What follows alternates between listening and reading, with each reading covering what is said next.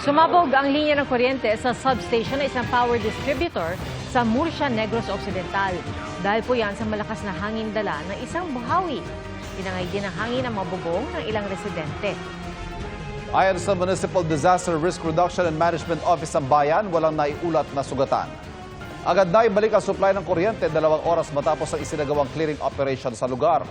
Agad kinumpuni ng mga residente ang mga nasirang bahay. Mga kapuso, 3 weather systems ang nagpaulan ngayong araw sa ilang lugar sa bansa.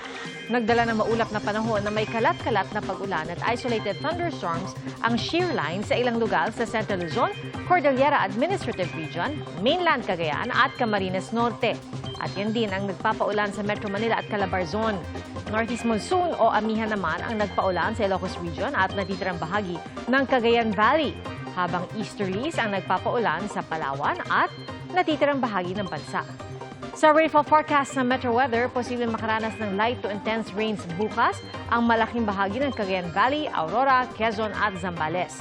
Light to heavy rains naman ang posibleng maranasan sa Aklan, Negros Occidental, Zamboanga del Norte, Lanao del Norte, Lanao del Sur, Davao del Sur at ilang lugar sa Soc-Sargent. Posible ring ulanin bukas ang Metro Manila. Samantala, patuloy naman ang nararamdamang init sa ilang lugar sa bansa. Sa inilabas na heat index ng Pag-asa kahapon, posibleng umabot na hanggang 42 degrees Celsius ang init bukas sa Dagupan, Pangasinan.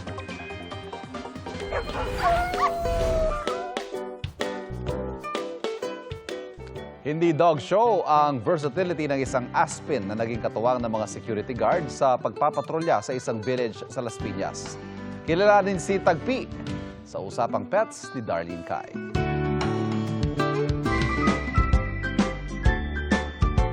Meet Tagpi, isang male aspin na volunteer dog. Pinusuan ng marami ang eksena kung saan pumara sa isang tricycle ang isang cute na pasahero. Nagpapatrolya si Tagpi kasama ang mga CQ sa isang village sa Las Piñas. Ayon sa isa sa roving guard ng village, hindi nila tiyak kung ilang taon na si Tagpi dahil malaki na raw siya nang makita nila ito. Nagsimula raw ang lahat nang biglang sumampas si Tagpi sa harap ng kanyang bike habang rumuronda. At ika nga, the rest is history. Likas daw na matalino at all-arounder itong si Tagpi. Minsan nagtatraffic pa na animoy escort dog. May isang beses pa nga raw na nakahuli siya ng bukas kotse gang sa loob ng isang village kung saan hinabol niya hanggang sa na-corner. At lahat daw ng ito, self-taught lang. Nakaka-proud naman. Ingat lang daw dahil hindi basta-basta nakikipag-friend si Tagpi lalo na pag first time nyo lang na-meet. On guard lang daw siya at di naman defensive.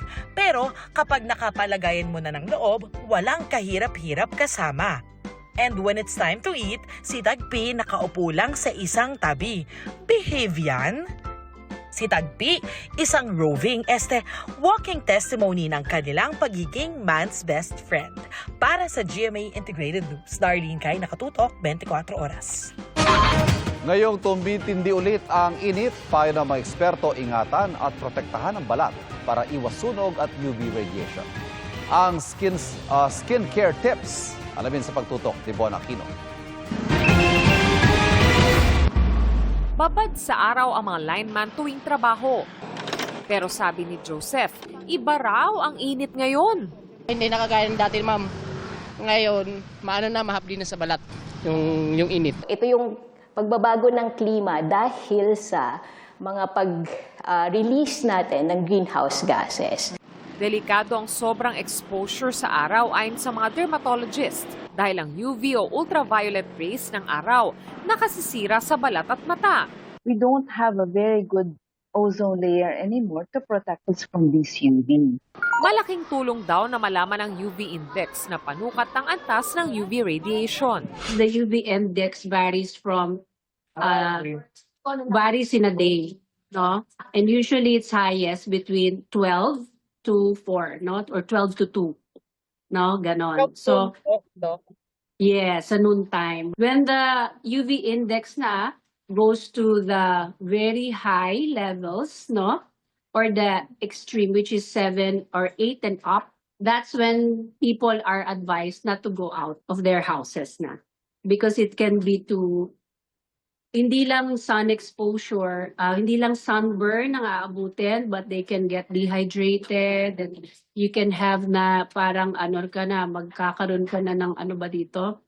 Yung nahihilo ka na, heat stroke na. Kaya kapag moderate to high ang UV index at kailangan lumabas ng bahay, payo ng mga dermatologist, mag-sunscreen na may SPF 30 pataas katumbas ng 1 teaspoon sa kada bahagi na mabibilad sa araw. Magpahid nito kada 2 oras. Pero kahit pa mababa ang UV index, maaari pa rin magka-sunburn. Depende sa tolerance ng balat sa UV rays. Kung maputi ka, mas mabilis kang magpa-burn. At kung medyo darker ka, mas matagal ka mag-burn. And usually, ang manifestation niyan is pag ikaw na arawan, mahapde, namumula. Kapag nakaranas ng sunburn, payo ng mga dermatologist, maligo ng malamig na tubig. And at the same time, no, hindi lang maligo araw-araw, you can use a mild soap. Para mabawasan ang hapdi o pamamaga, maglagay ng cold compress o magpahid ng pinalamig na skin moisturizer. Kapag ito'y namamaga talaga, tas parang ano, you can put a hydrocortisone cream, which is over-the-counter steroid. Kung meron kayong cucumber, meron kang aloe, those are mga home remedies na pwede mong ipahid sa balat kasi those are all cooling. Hydration is key rin. Uminom ng 1 to 2 liters ng tubig kada araw at kumain ng matubig na prutas. Magsuot ng damit na may magaan at preskong tela para maiwasan ang bungang araw. Magbaon ng pamalit na damit kapag pinagpawisan. Ugaliing maghugas ng kamay para maiwasan ang infeksyon, bakterya, fungus at virus. Pwede ring mag-cooling spray o mist pero dapat ding mag-ingat. Try to read lang that you don't have a lot of alcohol. Kasi it's the alcohol content that can also irritate. Para sa GMA Integrated News, Von Aquino, nakatutok, 24 oras. Isang araw bago ang muling pagbubukas ng bahay ni Kuya, may bagong revelation sa mga papasok na celebrity na housemate para sa Pinoy Big Brother Celebrity Collab Edition. Narito ang aking chika.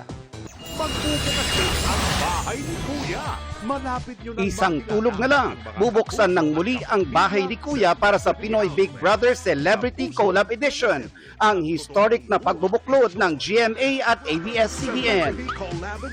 Ang isa sa hosts na si Sparkle star Gabby Garcia, personal na winelcome ang kapwa hosts na sina Bianca Gonzalez, Robbie Domingo at Melay Cantiveros sa kanilang paglalaro sa Family Feud. Kalaban nila ang dating PBB housemates led by Casel Kinuchi, kasama ang twins na sina Fort at Fifth Solomon at Axel Torres.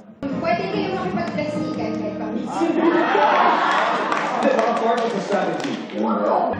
Sa galing at talino ng PBB hosts, nakuha nila ang jackpot prize. Ang saya. Kami lahat kasi talagang si Gabby, si Robbie, grabe ang sagot talaga nila. Thank you so much sa ating joint force natin na. Nagpapasalamat ang hosts ng PBB Collab sa magandang Kapuso experience nila. Ang saya, syempre, ang saya i-welcome sila sa Kapuso. Thank you, And, di ba, buti nagkaroon sila ng time to visit us and I'm so happy that they're here. Yes. Bukas na magbubukas ang bahay ni Kuya para sa housemates mula sa Sparkle at Star Magic. Kanya-kanya pa rin ang hula ng netizens sa mga magiging boarders ni Kuya. Bago sila pumasok sa bahay ni Kuya, isinailalim daw muna sila sa hotel arrest. Maraming series of tests. May medical test para sure talaga na hindi ka magkakasakit sa loob ng bahay ni Kuya. Kay sayang baya ang pagpasok mo. And may psychological test. Mas tumitindi ang collab dahil kabilang daw sa makikisaya sa bahay ni Kuya sina Limitless star Julian San Jose, It's Showtime host Darren Espanto, at kasama pa ang PBB Gen 11 Big Four na sina Sofia Piang Smith, Rain Selmar, Colette Madelo at Kai Montinola. Abangan ang kanilang pasabog sa premiere ng Pinoy Big Brother Celebrity Collab Edition. Bukas na yan, 6:15 p.m. pagkatapos ng 24 oras weekend.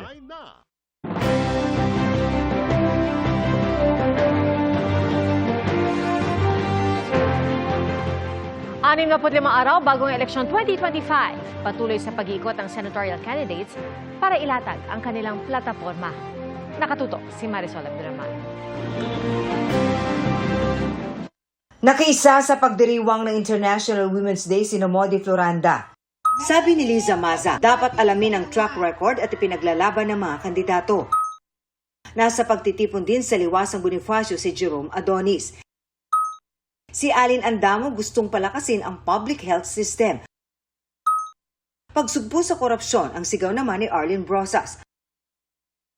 Para kay Teddy Casino, kababaihan ang dapat manguna sa good governance. Sabi ni Mimi Doringo, dapat makialam ang kababaihan sa mga issue. Si Senador Bongo ay sinusulong ang agarang pagkahati ng tulong sa mga nangangailangan. Sa Makati City, nag-motorcade si Gringo Honasan. Nasa Davao de Oro si Senator Amy Marcos. Suporta sa mga magsasaka ng kamatis ang panawagan ni Kiko Pangilinan. Mas maigting na paglaban sa 5-6 at loan sharks ang pangako ni Bam Aquino. Si Ariel Quiribin nananawagang huwag ipagbili ang boto. Welfare check sa senior citizens ang isinusulong ni Ben Tulfo. Nakisa si Camille Villar sa pagdiriwang ng Women's Month sa Ilocos Sur. Isinusulong ni Benhur Avalos ang benepisyo at oportunidad ng mga tenderong PWD. Sa Camarines Sur, isinusulong ni Abby Binay ang dagdag kababaihan sa Senado. Karapatan ng female workers ang isinusulong ni Franz Castro sa Quezon. Sa Mandawi, isa ang women empowerment sa mga advokasya ni Senator Pia Cayetano. Libreng therapy para sa special needs children ang nais ni Angelo de Alban. Sa Misamis Occidental, ibinahagi ni Luke Spiritu ang kawalan ng suporta sa maliliit na negosyo. Patuloy naming sinusundan ang kampanya ng mga tumatakbong senador sa eleksyon 2025. Para sa GMA Integrated News, Marisol Abduraman. Nakatuto, 24 oras. Nagkaroon ng special screening sa Manila International Film Festival 2025 sa Amerika, ang 2024 Metro Manila Film Festival Best Picture na Green Bones. Dinaluhan ito mismo ng cast members na sina Ruru Madrid at Sofia Pablo at ng concept creator nito na si GMA Public Affairs Senior Program Manager JC Rubio. Dream come true for Ruru na makarating sa Amerika at naging posible ito nang dahil sa pagiging parte niya ng Green Bones. Malaki rin ang pasasalamat ni Sofia sa mga naka-appreciate sa kanyang acting. Katuwang sa special screening ang GMA Pinoy TV na ipinagdiriwang din ang kanilang ika-20 anibersaryo. It's been always my dream na makapunta ako dito sa States, sa Hollywood pa. I'm happy that, because of Green Bones, I get to do this. Nakakatuwa because na-appreciate nila yung film ng Pilipinas. I'm thankful, kilig, na na-appreciate po ng mga viewers of Green Bones ako as an actress.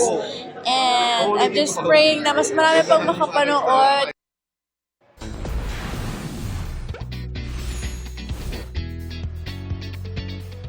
Thank you, Nelson. Salamat, Nelson. Mga kapuso, masarap pong mag-unwind sa mga lugar na malayo sa ingay, lalo na kung bukod sa refreshing na tubig, ay may tanawin ding tiyak na kaibig-ibig.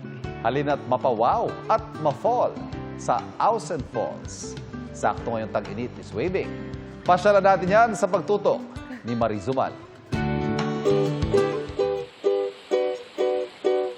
Presko at sariwang hangin, lunti ang halaman, at nakamamanghang tanawin. Talagang kahit sino makakalma sa Ausen Falls, sa pusod ng mga bundok sa Sigay, Ilocos Sur. Sa taas ng 120 meters, ito ang pinakamataas na talon sa buong Ilochandia. Liblib ang daan papunta sa mga paraisong pasyalan. Kailangan pang tumawid sa ilog at mag-hike ng 1 oras. Payo pa ng mga lokal sa mga gustong mamasyal, alamin muna ang panahon bago pumunta. Kapag maulan daw kasi, lumalakas ang agos ng tubig at nagiging maputik ang tatanghakin. Pero sulit naman daw ang pagod lalo't ganda ng kalikasan ang sa'yo'y hahagot. If you're looking for a new adventure, swak na swak ang Ausen Falls. Though mahirap, very worth it naman dahil napaka-mesmerizing lang. Tara na sa Sigay, Ilocos Sur, kung saan matatagpuan ang magandang falls or waterfalls ng Ilocos, ang Ausen Falls. O, saan tayo sa susunod na pasyal o food trip? I-share nyo sa 24 Oras Weekend page ang iyong travel at food adventures. Para sa GMA Integrated News, Mariz Umali Nakatutok, 24 Oras.